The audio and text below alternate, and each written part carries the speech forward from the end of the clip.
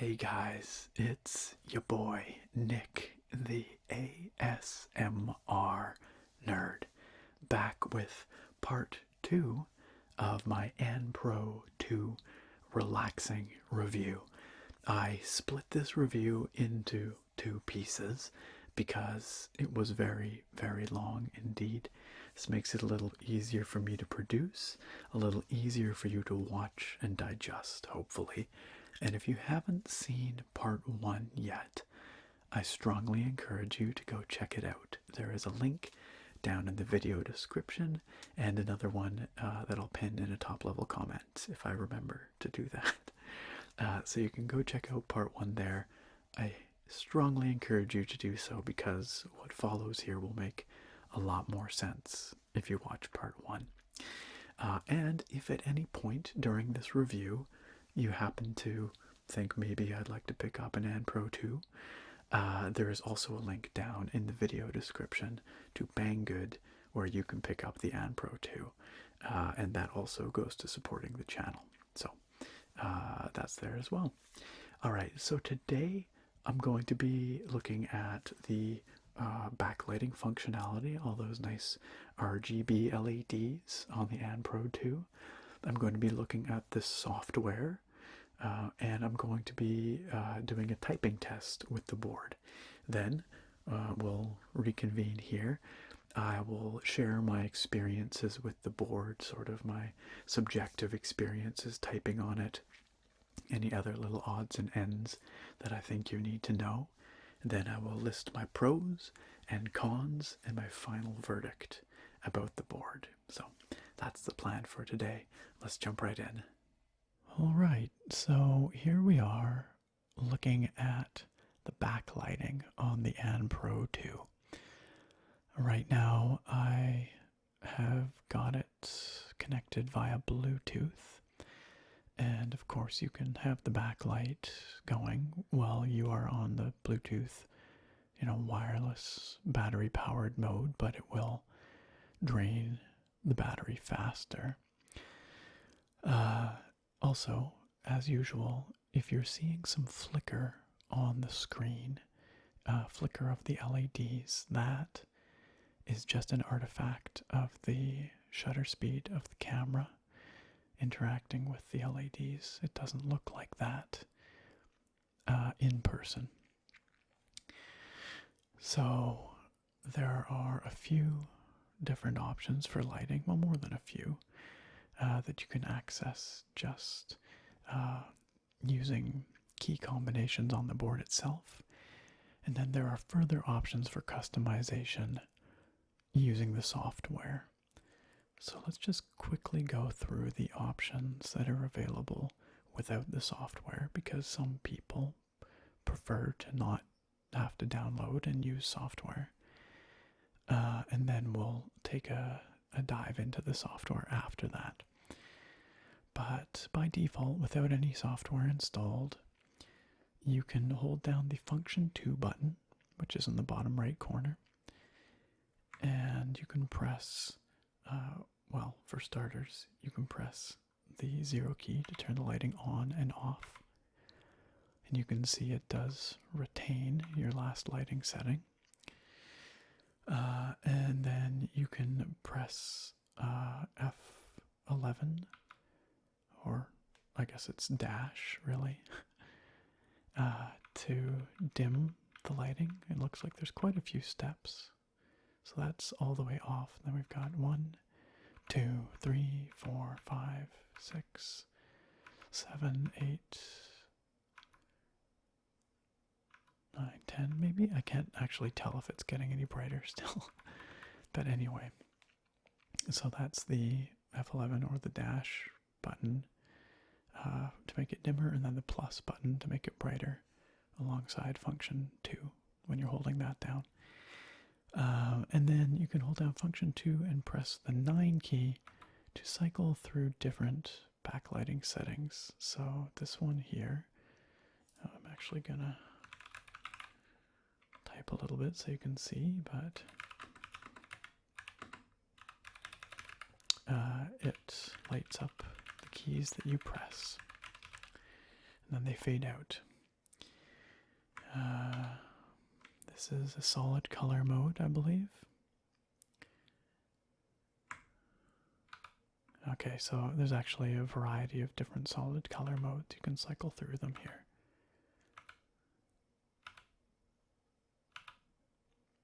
We've got a rainbow top to bottom mode, a breathing mode where it cycles through the different colors, and a smoother kind of cycling. And then that rainbow wave mode that we started on. That's kind of my favorite. It's very soothing. It's like waves on a beach, if they were rainbow waves. But notably missing, some notable omissions are speed controls. So there's no way to speed up or slow down the effect. Nor is there any way to change the direction of the effect. So, as far as I can tell, this rainbow wave will only go from right to left. Which is interesting because on the An Pro 1, I believe there was a directional control and I think speed control too. Although I'd have to double check that. So that's really all you get in terms of lighting control in hardware without using software. But we'll take a closer look at the software in just a second here, and you'll see that there are some other options. Primarily, there's the option for per key backlighting, and you can dial in that color really specifically. You can use the full RGB controls to get up to 16.8 million different colors or whatever. But overall first impressions of the lighting on this board are pretty positive.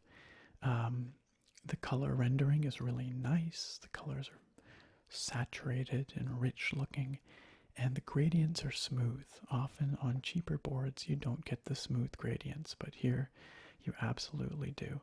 And you get this really lovely blended looking effect, which I think looks particularly good with the white keyboard and keycaps, because it has this nice kind of diffuse glow to it.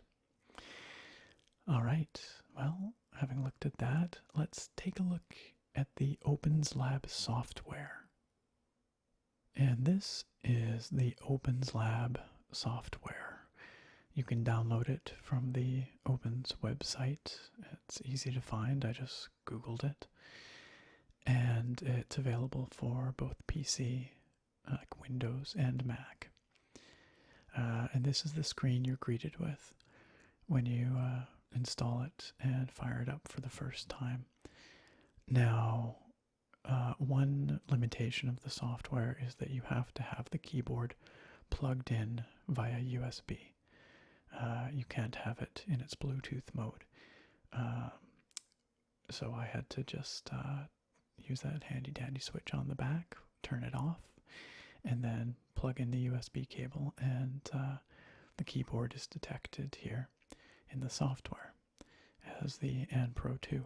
I should also say that the Bluetooth pairing is very straightforward, and there's 4 different Bluetooth slots, if you will. It can remember 4 different devices, 4 different connections, and you can switch between them on the fly. So anyway, it worked first time, really straightforward, very useful and easy. Okay, let's actually look at the software. So there's some basic settings here, where you can choose language, visual theme. There's a light or a dark theme. I guess there's 2 different channels, a release channel and a debug channel for the software. And then you can turn this animation on or off if you want. Some information here, and then this is handy. You can automatically check for a new version of the software. I already did that, so nothing new, but that's nice anyway. So let's configure our An Pro 2. So overall, the software feels very clean, very snappy and responsive, which is great. We have here some basic info about the board, battery percentage, running time. This is interesting. I've been using this extensively for the last while, so I guess it's logged quite a few hours. And then some basic settings here. You can switch between the default layout or user toggleable or user defined layouts, which we can set up in one of these tabs over here. The tap function is for those arrow keys in the bottom right, or the keys that can be arrow keys in the bottom right. And I've found that really useful so far. It's been really good. So I keep that enabled, but you have the option to turn it off if you want. The magic function key is, as I described earlier, it'll turn the caps lock key into a function key when held. You can define whether that is function 1 or 2.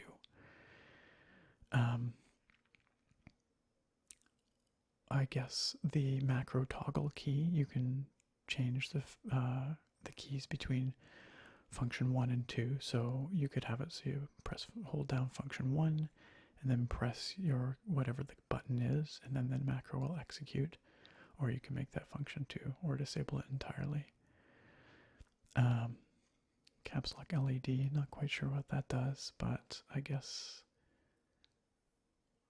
it somehow defines what kind of LED the caps lock uses. And then auto sleep. This will mean that in Bluetooth mode, when enabled, the keyboard will automatically go to sleep after a short amount of time to try and conserve battery life. And the backlighting will turn off. But you can turn off that function if you want so that it doesn't go to sleep like that. And then you can reset all the Bluetooth connections here through software. Firmware upgrade. This is really handy. I actually did this because the firmware that my board shipped with was not the latest. But you can see that there's a list of all kinds of past firmware here. And you can select any of them, it looks like, sort of arbitrarily, but you probably want the latest one. And it'll do it all in one fell swoop. The application processor, light processor, and Bluetooth, all which are, I guess, sub-processors on the board. All you have to do is hit upgrade to latest. It'll download the firmware package, and then it'll flash it to your board. It takes a couple of minutes tops, and it's very seamless. So that's excellent. Really, really good to see. Okay, over here on layout, we've got some layouts that are saved by default. Current, which is what I'm using. Standard QWERTY, which is also current in this case. Mac layout, and a Dvorak layout, which is kind of cool. But of course, you can configure your own layouts using these options over here. I assume, I'm not totally sure, let's find out. I think we click Q, and then we could rebind that to something else if we wanted. It is now A. Then we now have two A's. You can do that on a per key basis. It looks like every key can be rebound, which is pretty cool. Let's cancel that change. And not only can you do that for the main layer, but for the function 1 layer, function 2 layer, you can see there's all the Bluetooth functionality, all the lighting controls, and also the tap layer. You can configure any key to work, I guess, with that tap functionality, although it wouldn't work too well on other keys that you want to be able to tap, like any other key on the keyboard, basically, like for their primary function. I mean, these keys work as arrow keys with the tap function because normally you hold them down for their primary function. But anyway, it's nice to have the option. I guess you could do it in the bottom left if you wanted it there too. So every single key can be rebound, it looks like, with not only standard characters and numbers and modifiers, but all kinds of functions, media functions, which is cool because I think by default yeah, by default, it doesn't actually have any media control functions. So you could bind those to whatever you like, say on layer 2. That's really great. And then it also has all the keyboard's own functions, so you could even rebind the keys for the lighting controls and things like that. But again, unfortunately missing is controls for lighting effect, direction, and speed. So those just can't be bound. Too bad. But otherwise, very powerful. And then we move on to lighting. Lots of options available here as well. We can create lighting groups, it looks like, which are folders of different effects. These are just built in. These are actually the ones we cycled through before, the defaults with the board. Yeah, that's what that is. But we can also create our own using this color palette here. Or we can, I believe, create our own colors. How does one do that? That I'm actually not quite sure. It's got a palette of default colors here. And it's got all these colors here.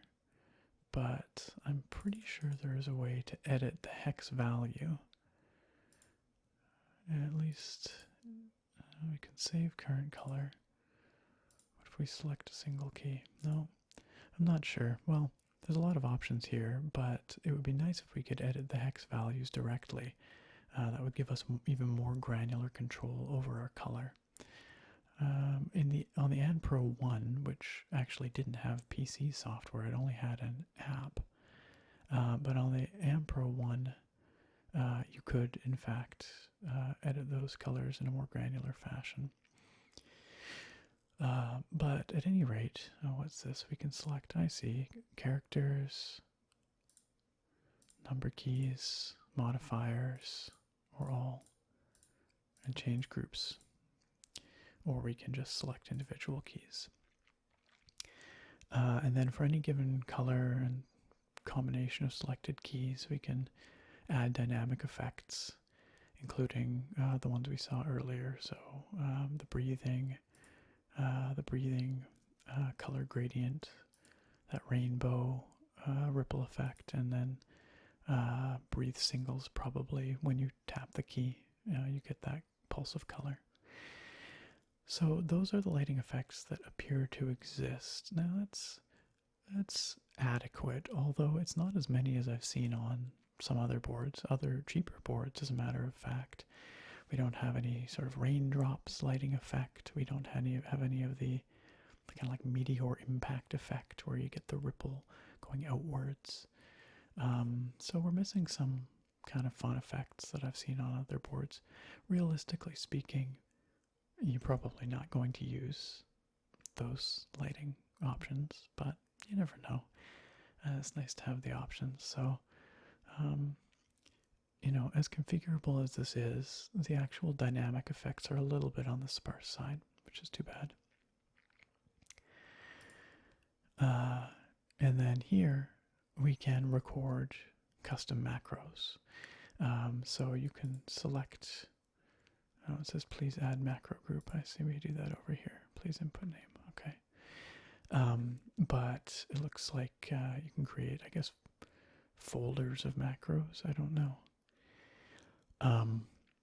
And I'm not sure how many actions it will let you record. Well, why don't we find out? Why don't we try it right here, right now?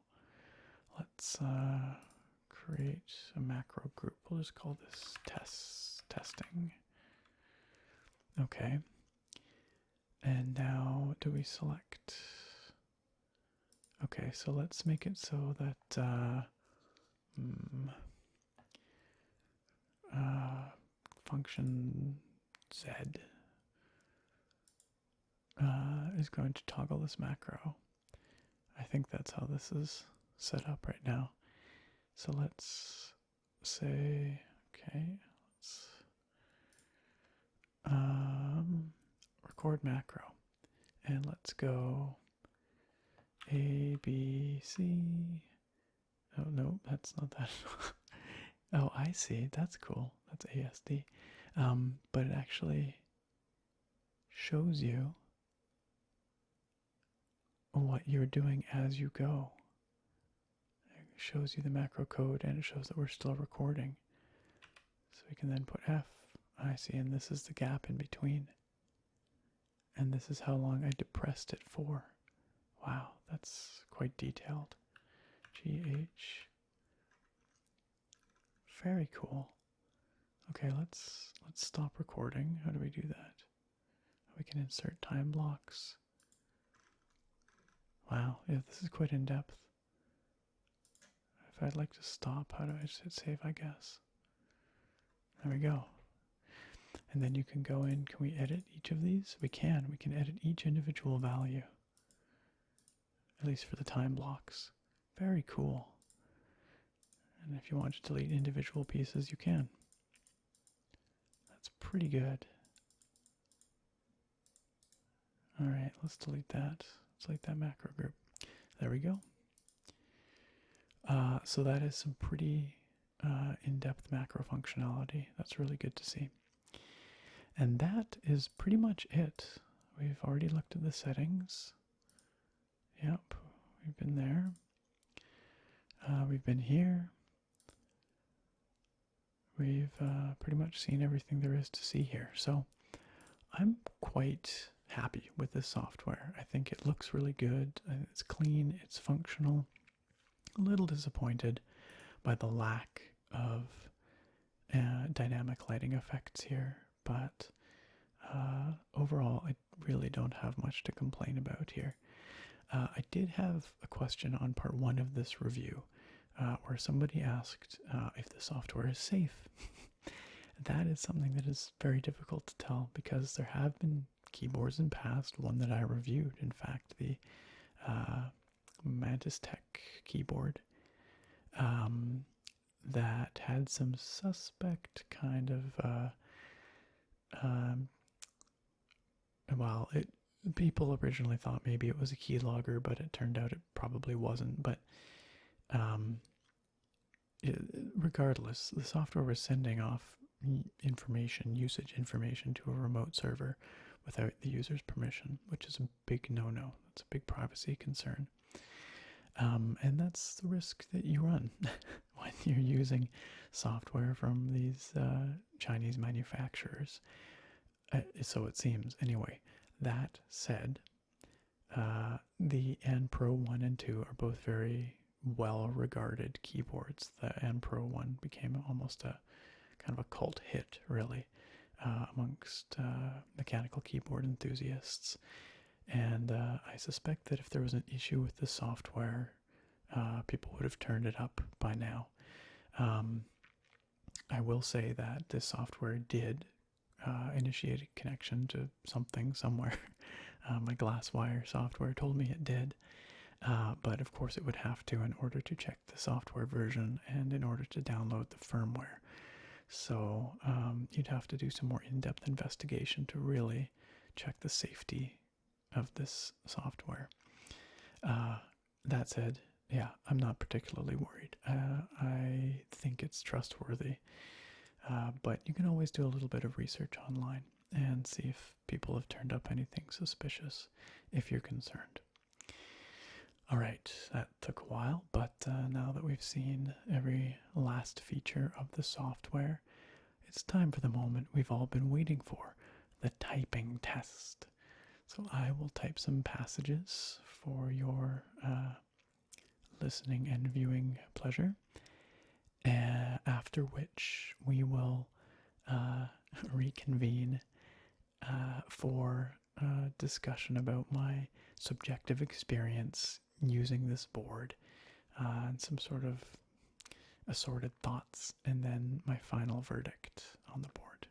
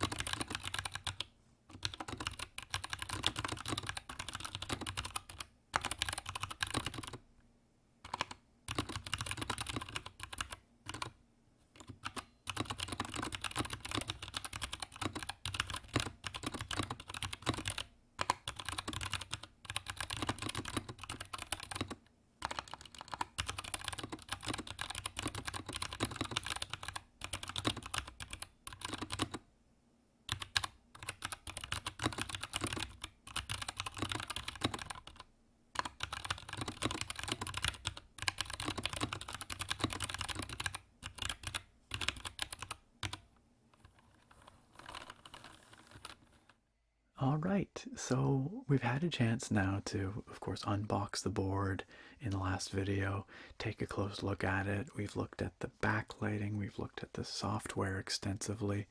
You've seen and heard me typing on it.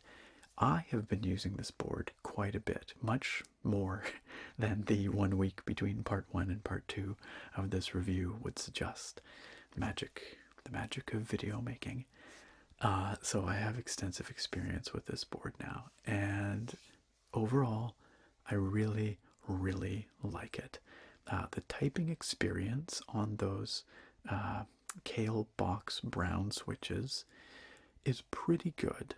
The box brown is an interesting switch, as it turns out. It is tactile, like a Cherry MX brown or an Outemu brown, and that it has a kind of a soft bump to it. But unlike those other switches where the bump happens kind of midway through depressing the key, so midway through the action, the Kailh Box browns have that bump almost right at the top, it feels like.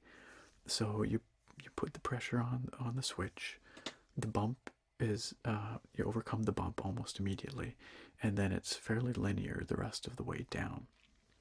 And so these end up feeling like very, very stable, very smooth switches, but they're closer to a linear switch more so than any other tactile switch I've used, because that bump comes right at the top. It doesn't interrupt the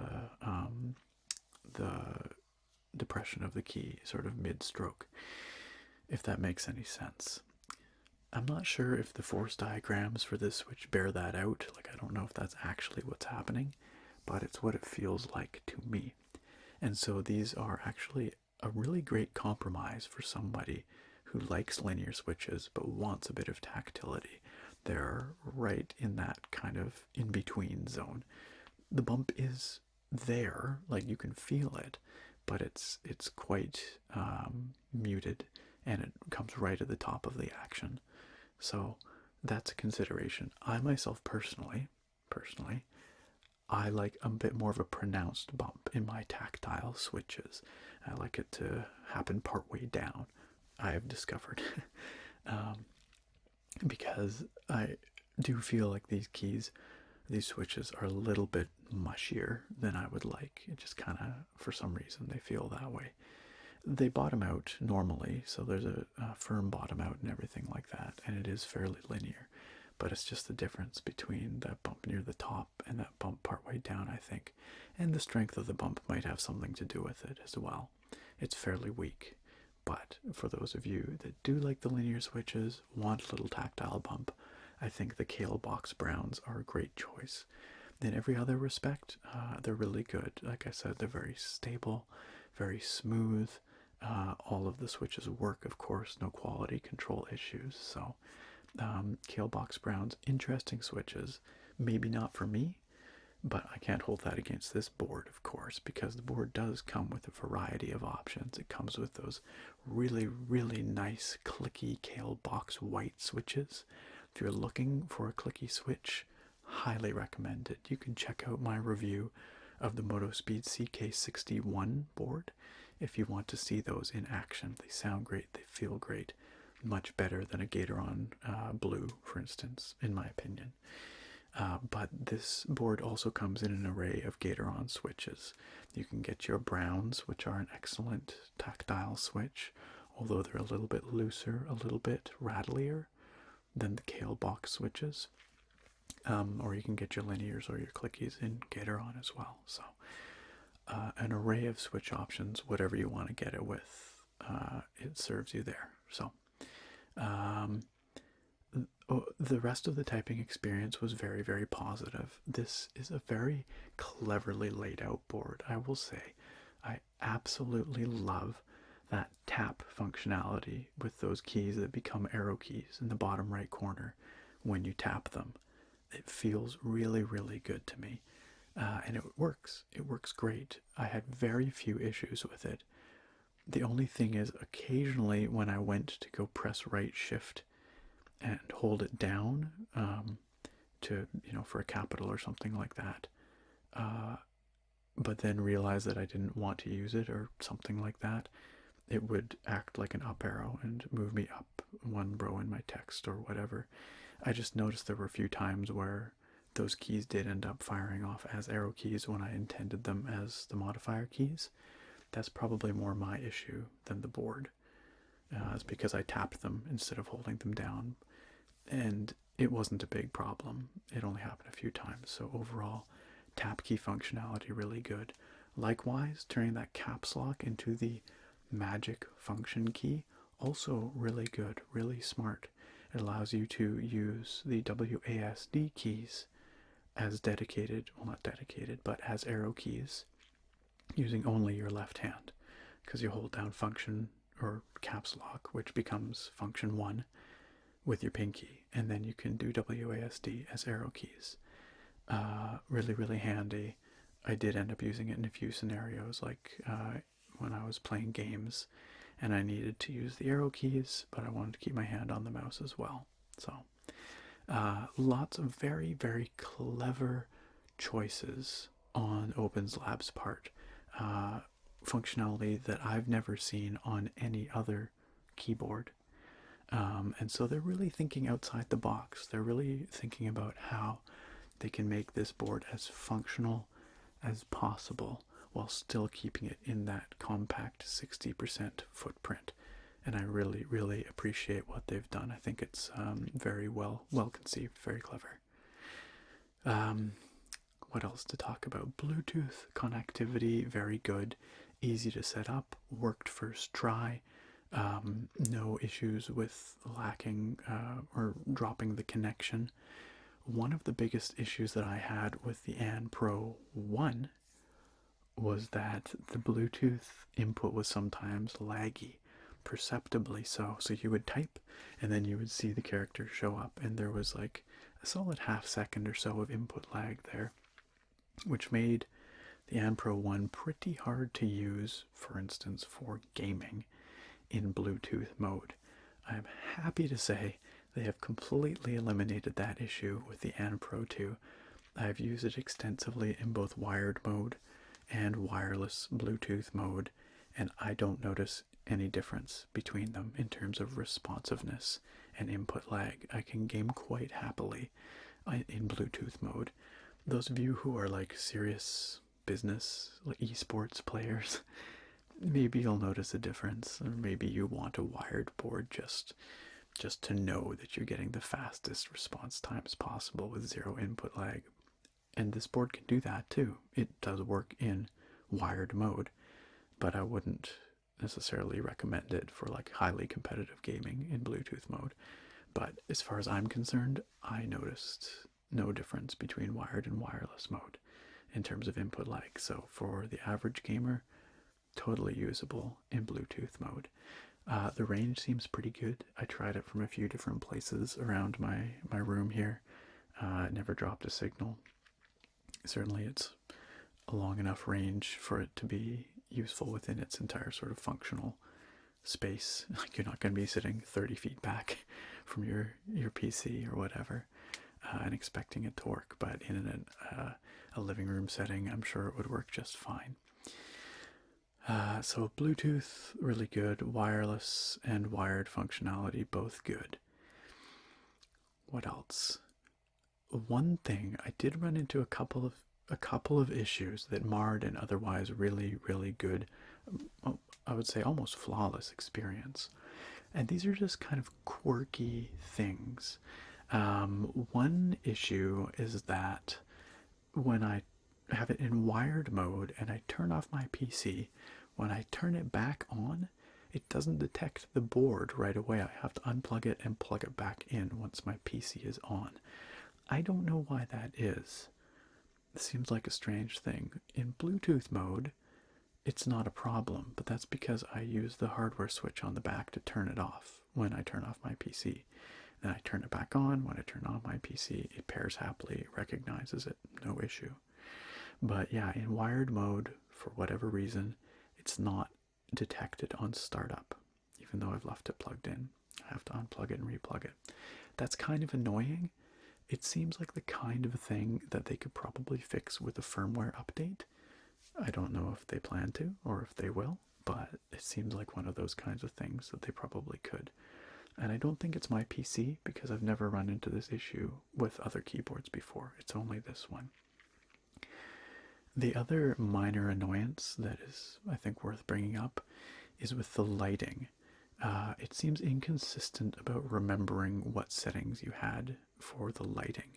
I've just been doing the built-in effects on the board, although as you saw in the software, you can create your own custom lighting effects. You can upload them to the board or download them, as it says in the software, but what they mean is upload them from the software to the keyboard. You can do that with custom lighting groups and whatever. But I've just been using the built-in effects, and I find that sometimes it will remember what effect I had it on when I turned it off. Other times it won't, and I don't know. There seems there's no rhyme nor reason to it. I will say that again, when in wired mode, it would never remember what effect I had previously. It would always, well, that's not entirely true actually. When I turn off my PC and the keyboard is hooked up in wired mode, the lighting effects will continue going after I shut off, after the PC is shut off. If I try to use the key combination to turn off the lighting effects, they won't turn off. So I have to unplug the keyboard to get the lighting to stop. And then when I plug it back in after I've started up the PC, then it doesn't remember what lighting setting I had. I know that's a little bit complicated, but the point is that it seems a little flaky about remembering what lighting effect you have enabled. It's not a huge issue because it's just, you just have to hold down function and hit that lighting cycle key a few times to get back to what you had, but it would be nice if it just did a better job of remembering that stuff. I don't know why it doesn't. I know it has a fair amount of onboard memory, so you should be able to do that no issue. Maybe it's something weird that I'm doing with how I've got it set up, or maybe it's a firmware thing. Again, maybe that really sounds like something that could be fixed via a firmware update. But I just thought I better let you guys know about that because it's a little bit annoying, and you might find it a little bit annoying. Those are pretty much the only two, quibbles that mar an otherwise pretty flawless board. There's a couple other things, but that's what we're going to talk about in just a moment here, where we summarize the pros and the cons of the board before giving the final verdict. So, as usual, let's start off with the pros. Just kidding. I also wanted to talk briefly about battery life. I haven't done a rigorous test to tell you exactly how long it lasts in wireless mode. I will say that after about a day of relatively heavy use, sort of on and off throughout the day, it was at about 50% battery. So you can probably expect to get a couple days of use out of it in Bluetooth mode with the lighting effects on. I had the lights on the whole time. If you're using it pretty regularly. If you're using it sparingly, you could probably get more. If you're using it literally all the time, all day long, you can probably expect less. Either way, it'll last you through the day, I suspect. It certainly has for me. And then you can just plug it in via the USB cable overnight to charge it up. Okay, I just wanted to give you the battery life report. So now let's talk about the pros. First up, I really like the keycaps that this board comes with. I talked about it during the unboxing, but they're made of PBT, which is a more shine-resistant material than the typical ABS caps that you get with many boards. They are double shot, so they will never wear out. And the legends, the secondary legends, I should say, are side printed, so you're not getting your mucky fingers and wearing those out either. And the choice of font for the legends is also nice and clean, not super gamery and edgy or anything. It would be equally at home in the office as at the gaming PC. So really nice high quality keycaps with some great aesthetic choices. The second thing that I really like about this board is that hardware on-off switch, that dedicated switch on the back that turns it on and off when it's in Bluetooth mode. Not a big thing, but it's a nice little detail that was missing on the AnPro 1 that I'm really happy to see here on the AnPro 2. Third thing up, those LEDs. When we were looking at them, I commented on just how nice and smooth they look. Oftentimes on cheaper boards, the LEDs don't have great color rendering, some inaccuracies in the color. They can sometimes look a little bit flickery or harsh, and oftentimes they don't blend together very well. Not the case with this board. The colors look top notch. They're bright, saturated, vibrant, but also smooth with those really, really nice transitions, which is great to see. Third thing I have to give this board props out is the excellent software. This is not something that I often say about the software for these Chinese keyboards, but Opens Lab nailed it. The software is very functional with an auto updater, really straightforward firmware flasher for the keyboard, and all the functionality you want with none of the stupid crap you don't. And it looks really nice too. It's very clean, easy to read, well laid out. I love how you can adjust the macros on a per item basis. Really, really good. The software is excellent for this board. Another thing that I really want to call out is the clever layout on this board. Those clever functions that I've never seen on a 60% board or any board before, really. Those tap keys that allow the bottom right keys to act as arrow keys. That magic function caps lock. Magic function is a silly name, but functionally it's really good. They're small things, but it goes to show that the Opens Lab really has put a lot of thought into how to pack as much functionality as possible into the 60% footprint, while maintaining the keycap compatibility. This isn't something I've mentioned yet in this review, but this is completely standard ANSI layout. So you could take the caps off this, put on literally any other set of caps, any standard set of caps. They're going to fit fine. They're going to look great. So huge props to Opens Lab for fitting that very clever functionality in there while keeping the keycaps stock and not doing anything even silly with the software. It's all just done in hardware. So really, really good. Also worth noting is the solid Bluetooth performance. This is maybe something that should be expected, I guess. But the AnPro 1 did lack somewhat in this regard. There was a bit of perceptible input lag. This time around, no such problem. Snappy, good performance, good range on the Bluetooth, pairs immediately, didn't drop the signal. Really can't complain about the Bluetooth implementation. I think it's very well done. Alright, just two more things to call out here. This is becoming a very long list, but I wanted to say that I really like the varied switch options for this board. Usually when it comes to keyboards, you're stuck with maybe one linear option, one tactile option, one clicky option, if that, usually from one manufacturer. As you move up in your keyboards to higher tier boards, you do often get more options, but this straddles the line really between a budget board and a more expensive high-end board. It sits in a very comfortable spot there that makes it quite appealing, actually. But it's nice to see that they offer the Kailh Box switches as well as the Gateron switches and a decent array for each of them so that you can get the board that really suits your typing, your preferred typing feel, the switch that suits you. And lastly, I just wanted to call out the 1-year warranty that this board comes with. That's very standard. That's not a long warranty by any stretch, but they do call it out right on the box, which is more than most keyboard manufacturers. So they're very upfront about it, and I appreciate that. So I will always commend when they're upfront about their warranty. And now, the less good things about the AnPro 2. This is a fairly short list, as you might have gathered by now.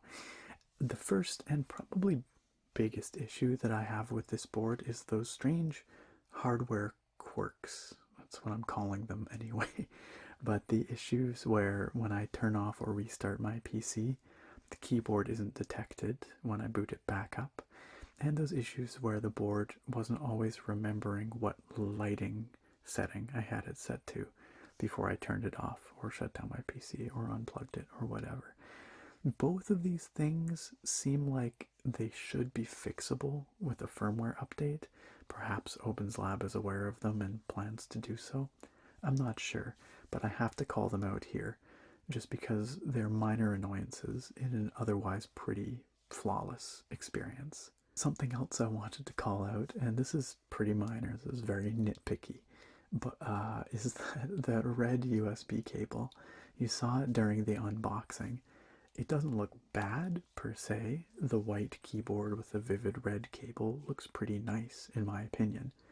But if you're getting a white keyboard, you probably want a white USB cable, right?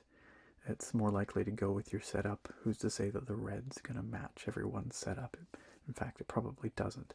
It's a bold color, and yeah, it totally might not match your aesthetic. And if you're getting a white board, it just kind of makes sense to ship it with a white cable, right? So anyway, red USB cable looks okay, just a strange choice. Third thing I'm not crazy about, and this is actually significant and maybe is tied for my least favorite thing about this board, now that I think about it, is the lack of included Bluetooth adapter. You do not get a Bluetooth dongle with this board, whereas with the AnPro 1, you did.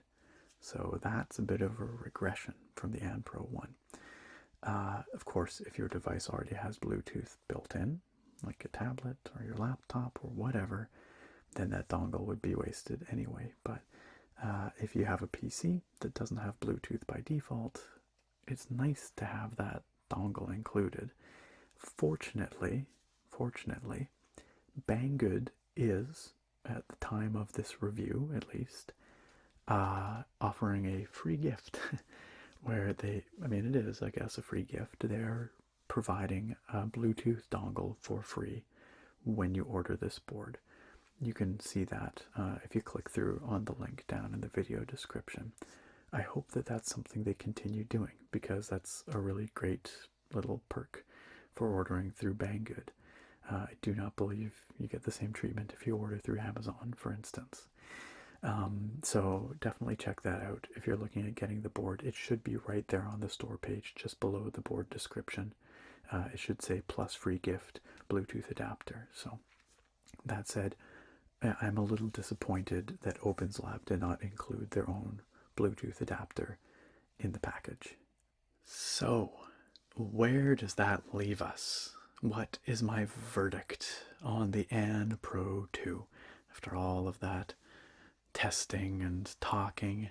Well, I think you can probably tell I really, really like this keyboard.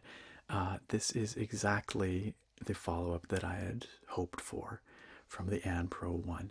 The AnPro 1, one of my favorite keyboards of the last few years, probably my number one favorite keyboard of the last few years. The AnPro 2 is better in pretty much every way. A couple of minor quibbles aside, it is a nearly flawless experience, and it really shows that OpenSlab has put a lot of thought into what they could improve from the AnPro 1, how they could make that an even better keyboard, and they largely succeeded across the board. So if you are looking for a 60% keyboard, nice and compact, with RGB backlighting and Bluetooth functionality, this board gets my unequivocal recommendation. I can't think of a better one on the market right now, and the price is pretty good.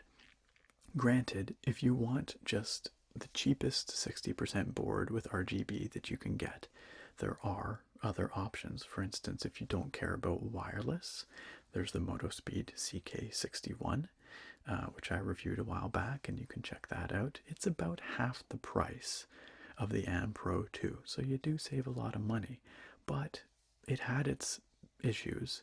And for my money, if you're not on a strict budget, I would easily recommend the And Pro 2 over any of those other budget options. I think the money is well spent. So overall, 2 thumbs way up. The And Pro 2 is an easy recommendation in my books. And that, my friends, brings us to the end of another relaxing review. I'm glad that I got this one out there because I know this is something that you guys have been asking for quite a while.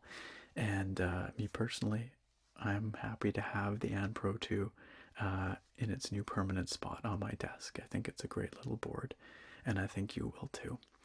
Special thanks to Banggood for sending over the review sample today. Always much appreciated. And of course, if you would like to pick up this board for yourself, there is a link down in the video description. If you click through on that link, it'll take you to the board on Banggood, and you support the channel in the process, which of course means a great deal to me. So feel free to go check it out there. Thank you all so much for watching. I hope you found this informative. I hope you found it relaxing. And I look very forward to having you all back here next time for another episode of relaxing reviews. Bye for now, guys.